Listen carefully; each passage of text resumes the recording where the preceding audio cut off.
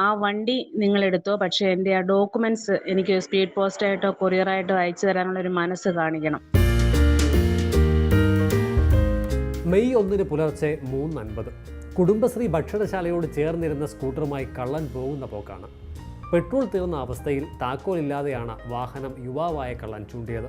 Hotel ഉടമ കൂടിയായ ശ്രീജ അത്യാവശ്യ യാത്രകൾക്ക് ഉപയോഗിച്ചു വന്ന വാഹനം നഷ്ടപ്പെട്ടതിൽ കടുത്ത വിഷമത്തിലായി. മാത്രവുമല്ല, ഡിക്കിയിൽ 7500 രൂപയുണ്ടായിരുന്നു. കൂടാതെ Aadhaar, bank passbook, PAN card. പതിവില്ലാതെ ഹോട്ടലിന് മുൻപിൽ പോലീസുകാരെ കണ്ടതോടെ ആളുകൂടി. ഈ സമയത്താണ് പൊതുപ്രവർത്തകൻ രഘു പെരുമ്പുളിക്കലും വന്നത്.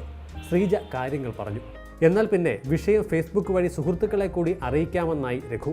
ശേഷം ഇന്നലെ രാവിലെ ഹോട്ടലിലെത്തിയ ശ്രീജ പരിസരം വൃത്തിയാക്കുകയായിരുന്നു.